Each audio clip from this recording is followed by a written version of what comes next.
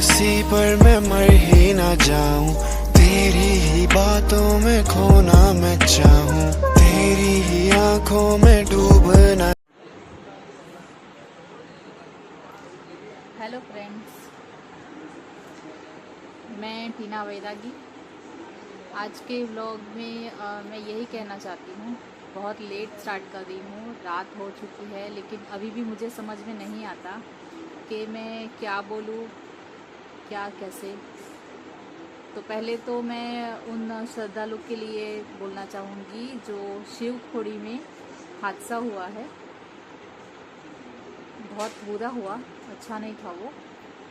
और मैं भी शिवखोड़ी जा चुकी हूँ एक्चुअली 2019 में नवंबर में, 19 के नवंबर में फुल फैमिली के साथ में।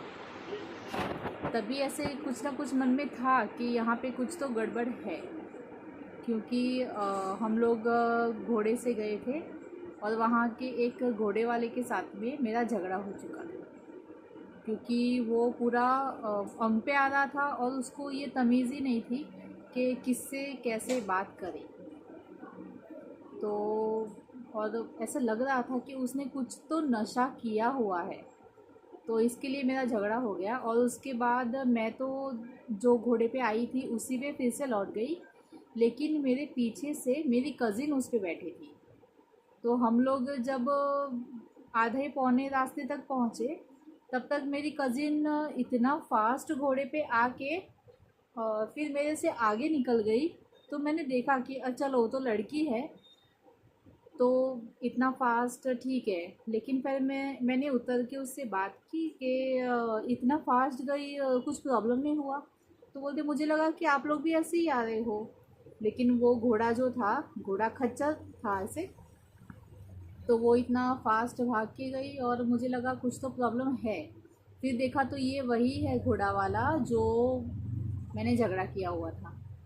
फिर मैंने बताया, तो उसने भी बोला कि हाँ, मैंने उसको बोला कि भैया थोड़ा स्लो चलाओ, लेकिन वो सुन ही नहीं रहा था। तो जैसे तैसे बस नीचे उतरना था और बस तब से ही लगता था कि ये लोग की कंप्लेंट करनी चाहिए कि ये लोग अच्छे लोग नहीं है, जो भी घोड़ा चालक है वो।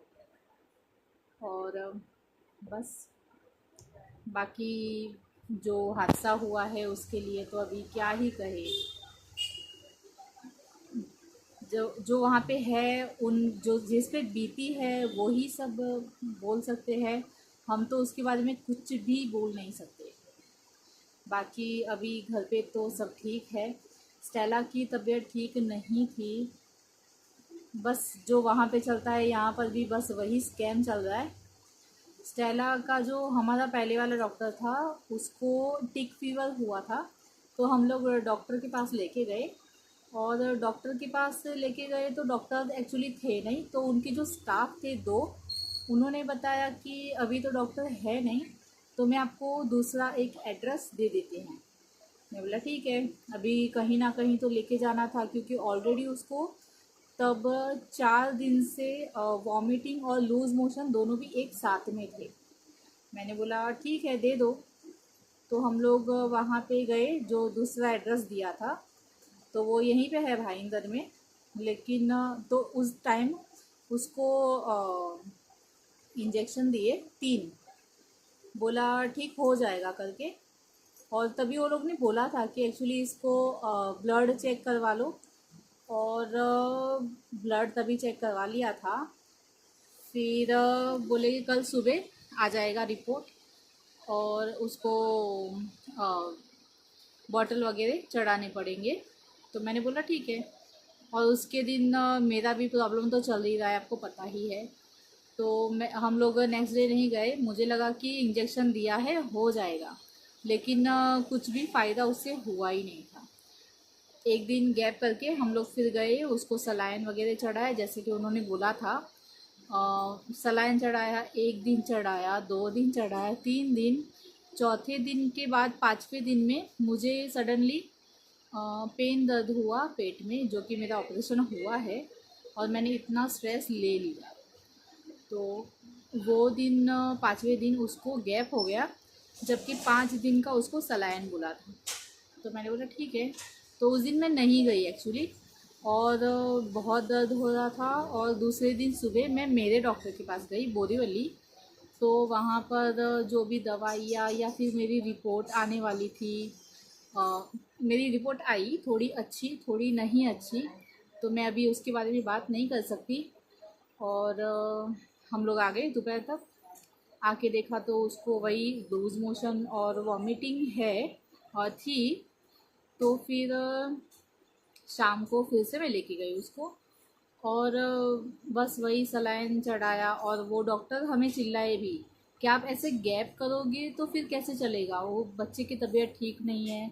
तो मैंने बोला गए साल भी ये सब हुआ था उसको, जब हम गाँव गए थे तो उसको बहुत सारे टिक्स हो गए थे।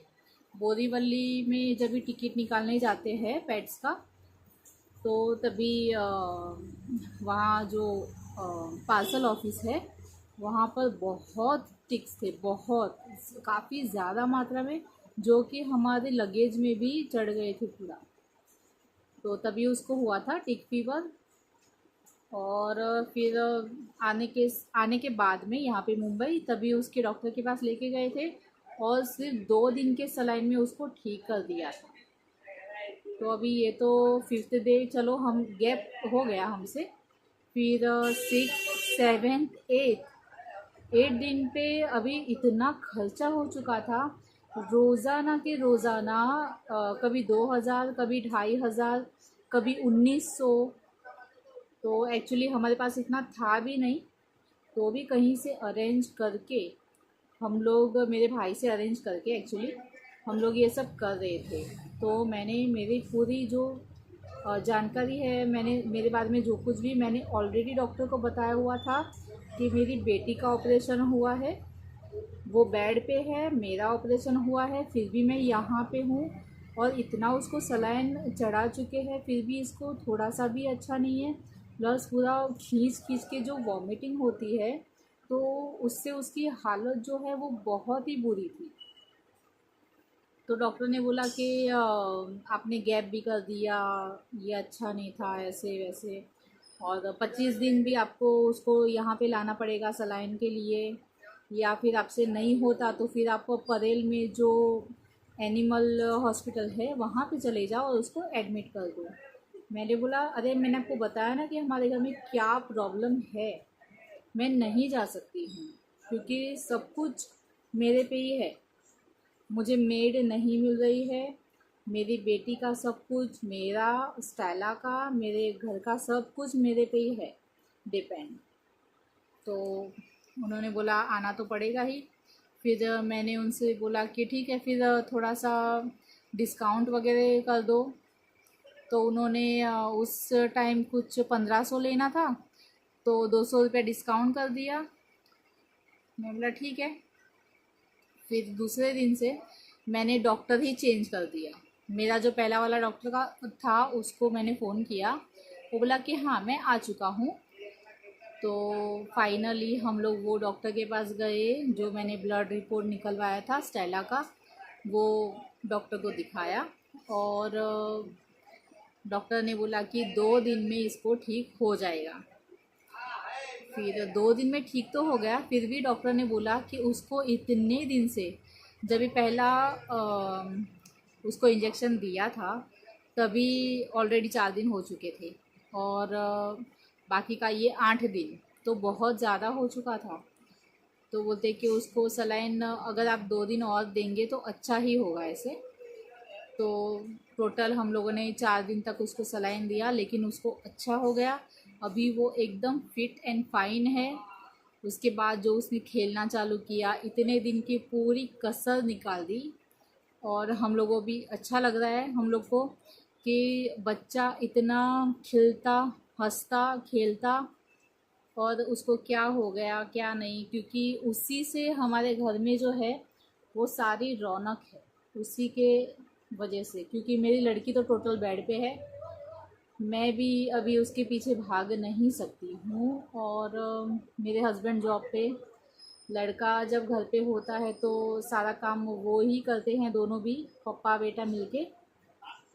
बस ये सब जो चल रहा है वो थोड़ा सा कम हो जाए तो अच्छा लगेगा, क्योंकि हमने पेट रखा था ही इसके लिए कि मेरी बेटी जो है वो नीचे खेलने नहीं जा सकती, उसके कोई भी फ्रेंड नहीं है।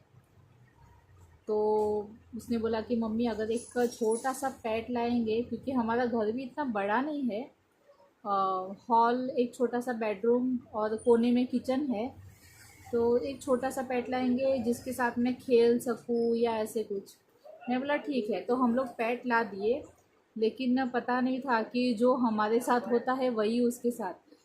हम लोग भी इतनी बार एडमिट होते हैं, तो जब देखते हैं डॉक्टर के ये लोग का मेडिक्लेम चालू है, तो ऐसे तो 3 दिन में ठीक हो ही जाते हैं, 2 दिन में हो जाते हैं, लेकिन चलो अच्छे से सलाइन वगैरह देने के लिए 3 दिन ठीक है। लेकिन मेडिक्लेम का सुन के वो लोग 5 दिन तक एडमिट रखते ही है। बाकी क्या क्यों तो पता नहीं, पैसे के लिए बस। लेकिन जो हाथ में सुई वगैरह लगाते ना, उससे थोड़ा डर लगता है, बहुत दर्द होता है। अगर रखना ही है तो फिर ऐसे कैसे सुई के बगैर रखो, तो थोड़ा बहुत ठीक है। बस यही सब चल रहा है। बाकी थोड़े बहुत लोगों ने सपोर्ट किया है, और प्लीज़ और भी कर दो। आशीर्वाद रखना, मेरी स्टेला ठीक रहे, मेरी लड़की ठीक रहे। बाकी बस ठीक है, मैं तो हूँ ही। बस आपको अगर ये वीडियो अच्छा लगा हो तो लाइक कीजिए, प्लीज़ सब्सक्राइब कीजिए। फिर मिलते हैं, बाय।